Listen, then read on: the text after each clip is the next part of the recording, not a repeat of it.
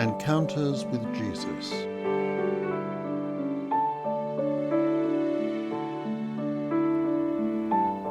Number 9. Betrayal. You condemn me, do you? Do you not think that I don't condemn myself even more? But you weren't there, were you? You don't know what it was like. I'm not offering excuses. There are no excuses. But an explanation might help a bit. You can have no idea of the sheer intensity of it all, of that night. I hardly recall all the details myself. So much of it remains a blur. So where to start? Okay, after supper. After supper, we left the room in high spirits. At least, that's how it seemed on the surface. Supper with Jesus was always wonderful, Passover even more so. But this had been a strange one. The foot washing, how I struggled with that. And those words over the bread and the cup, strange, beautiful and menacing words. What were we to make of them? So yes, it was a joyous crowd that tumbled out of that upper room, but there was an undercurrent of anxiety and unease as well. It was a clear night, the moon big and low in the sky, blood red. The air was calm and still, and we could hear the murmur of voices from the houses around as they continued their celebrations. "I'm going up to the garden," said Jesus. "I need to pray." Some left then, to go back to homes or families or masters, and the rest of us followed Jesus up to Gethsemane. It was one of his favourite places when he was in Jerusalem, and so it was one of our favourites too. We'd go there for peace, for refreshment, a little bit of nature just across the valley from the city walls. Someone said, "Where's Judas?" He'd been behaving strangely all day. I thought he was probably ill and had gone back to our lodgings in Bethany. We cross the Kidron Valley and climb up to the garden. The moon is higher now. The birds have almost stopped singing, and there is an eerie stillness in the half-light as we follow one another up the path, the shadows from our torches flickering here and there as we walk. We get to the flat grassy knoll and pause for breath. I am suddenly very tired as the events of the day catch up with me. "Wait here for me," says Jesus. "No, you three," and he gestures at James and John and me, "you three come and pray with me." So we set off, the three of us, the Thunder Brothers and Rocky, following behind as Jesus leads us on. We don't go much further, just into a glade where, nearby, glistening in the moonlight, is a rock, appearing in this half-light like an altar. "Stay here," says Jesus, "and watch with me. Pray for me." Then he walks over to that rock no more than 5 yards from us and lays himself down in front of it. We can hear his words, especially as he starts his prayer, drifting over the still night air. I look over at James and John. They are squatting under the trees, obviously as drained and exhausted as I am. "Father, if it is your will, take this cup from me." My own thoughts start to kick in. What cup is he talking about? What is it that he wants taken away? It must be pretty bad. because I've never known Jesus turn down a challenge before. Suddenly, with a sickening, constricting, breath-stealing and growing sense of horror, I know what it is he wants taken away. He's talking about his death. He's done that before. I'm still smarting from the time I confronted him about it. But this is different. This time it's real. This time it's imminent. Jesus is going to die soon, in the next few days, unless God releases him from his mission, unless he leaves Jerusalem right now. I am ashamed to admit that my next thought is for myself, even though it's quite natural, I suppose. What will I do if Jesus dies? First, but least in some ways, will I be in danger too? I suppose I might. If they, and we all know who they are, if they kill him, they might go after us too. Or they might think that we're just not worth the effort. Hard to tell, and not really so much worth worrying about at the moment, because something much worse is seeping through all these thoughts, and now it overwhelms them. If Jesus is dead, what am I? What is my life? What will I do? For the last 3 years, he has been my reason for living, my inspiration, my sun, moon and stars, my love, my Lord, my life. If he is dead, I might as well be dead too. Yes, I could go back to fishing again, maybe start that family we talked about before he came along. But I don't know if I could face it. Everything would be drained of colour. Nothing would ever taste good again. Every laugh would be hollow. Without Jesus in my life, the world would collapse into nothingness. I cannot bear that. And the next thing I know, Jesus is shaking me and the brothers awake. With an anguished smile on his lips, he says, "Couldn't you even watch with me just 1 hour?" His voice is gentle. His tone is sorrow, not anger. And it hurts more than if he'd screamed and beaten us with sticks. What poor friends we have proved to be. And yet, Jesus leaves us then and goes back to the rock. Some clouds have started to form, and they are now scudding across the moon.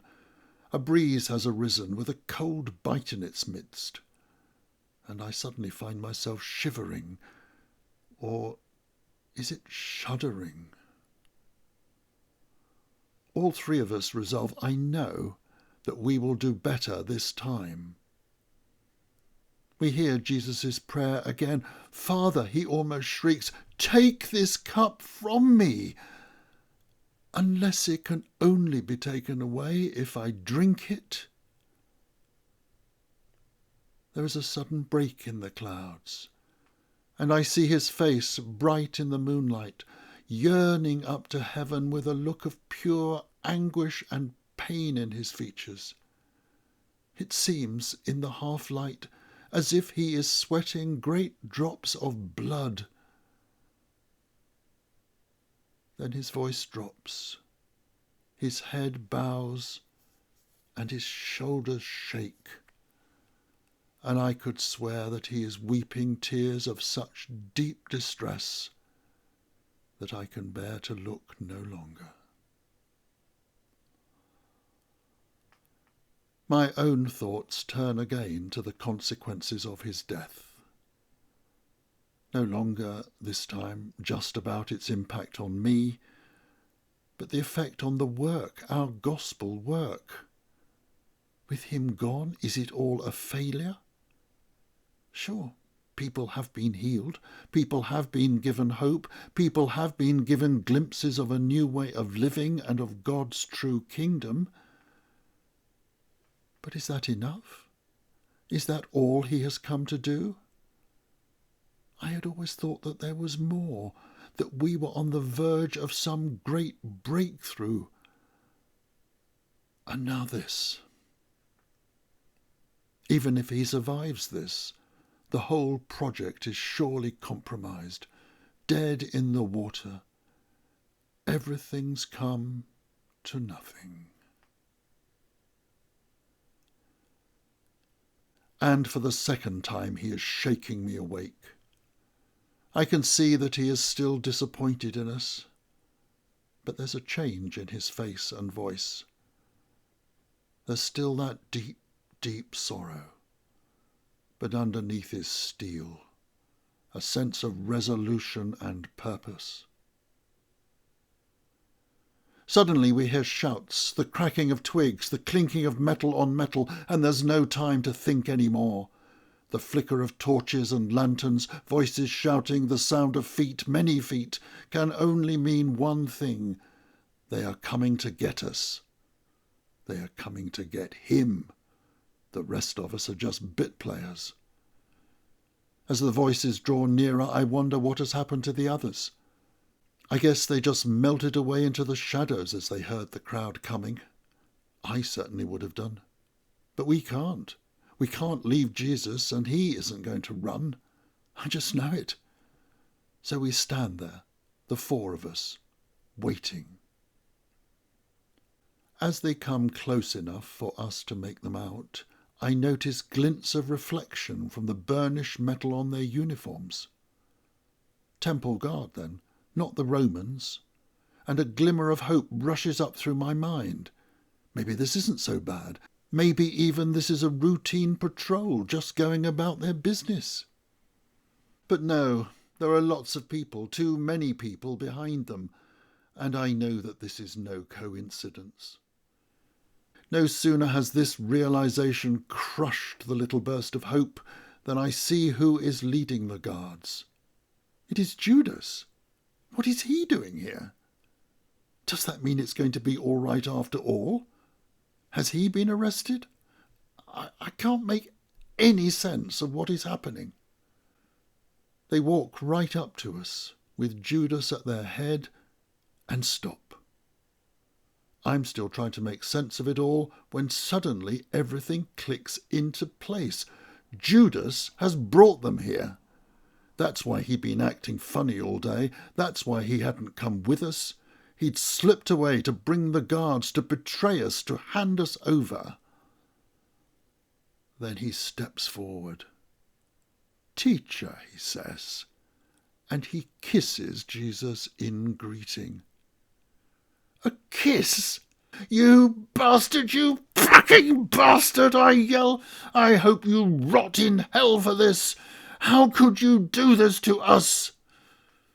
The boys grab me and hold me back, but only just, for my rage is so huge. The guards draw their swords, Judas draws back, and the whole scene is confusion and tumult. Except for Jesus. He stands there in the midst of it all, as calm as a rock. "Do you come for me by night, with swords and clubs to arrest me? Why not in the temple in the daylight? I would not have resisted you." But of course, they wouldn't have dared do that, the cowards. Those who have come with the soldiers are getting bolder now, coming up to Jesus and talking at him. One in particular, a temple servant, I think, really gets to me. "Because, Galilean," and he makes it sound like an insult, "you won't be able to stir up the rabble here, and because we didn't want to profane the holy temple." Didn't want to profane what was holy? Doesn't he know true holiness when he sees it? That, and his sneering tone, is suddenly too much for me. I pull free of James and John, draw my dagger, and rush at him. It's pathetic. I half stumble, half fall towards him and nick his ear with the knife as I pass him by. He howls like a stuck pig, which was some comfort to me, and in the resulting clamour I find myself falling headlong into the midst of a thorn bush.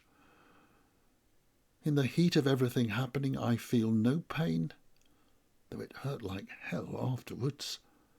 But my fall means that I disappear from sight. I can hear them all crashing about trying to find me, and suddenly I am very sober and very scared. But the captain calls them back. Never mind him. It's the organ grinder we've come for, not the monkeys. With that they take Jesus and lead him away. I stay in the bushes. The thorns now beginning to prick and scratch and hurt as sensation returns and as the lights and the voices gradually fade away.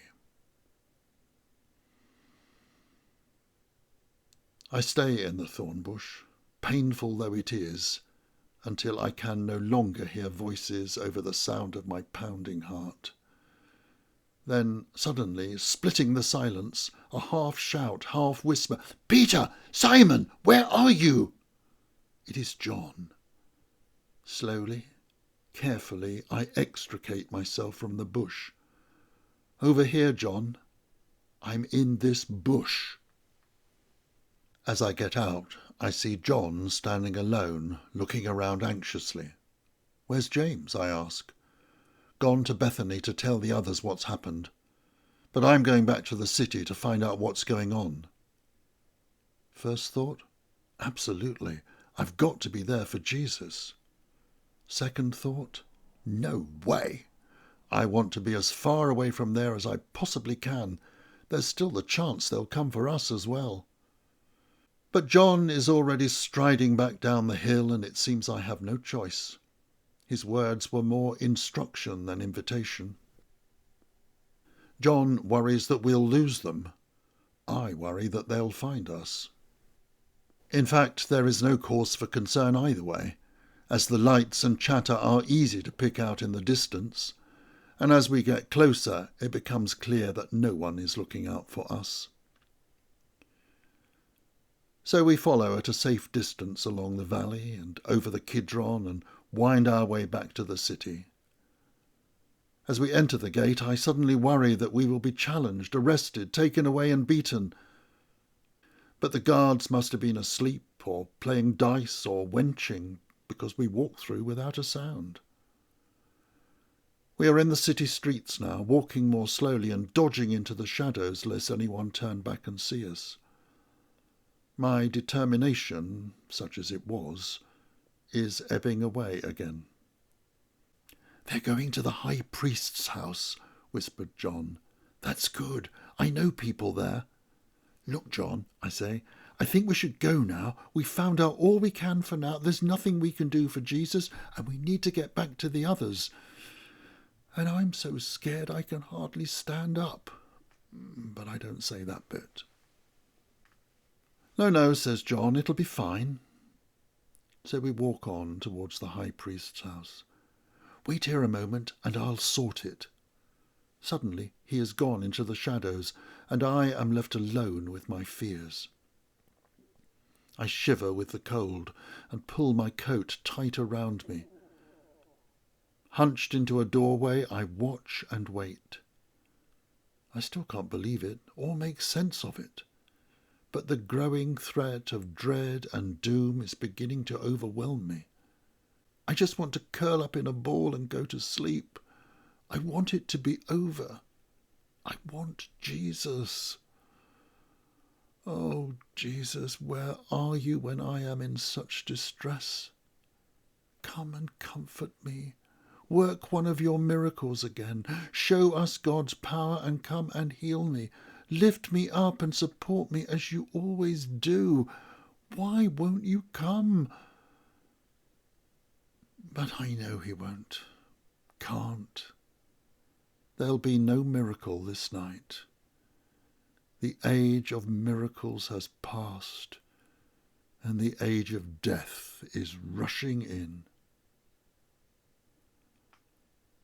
Suddenly John is beside me. "It's okay," he says, really excited, hyper.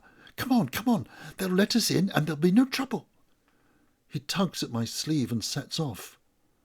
I follow numbly, with no will of my own left, and so we enter the gates and pass through into the high priest's courtyard.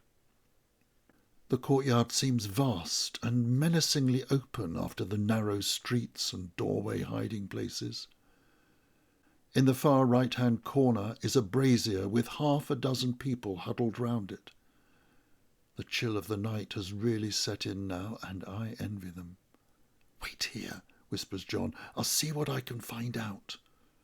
Then he's gone again, leaving me just inside the gate, alone with the girl who'd let us in. I feel very awkward and alone. The girl smiles. Pretty, I think, as I look at her in the half-light. "You're a friend of John's?" "Yes." "So are you with that Jesus, the one they've taken inside?" No, not me." The words slip out like a wriggling fish from the hand. I just couldn't stop them. The girl gives me a funny look.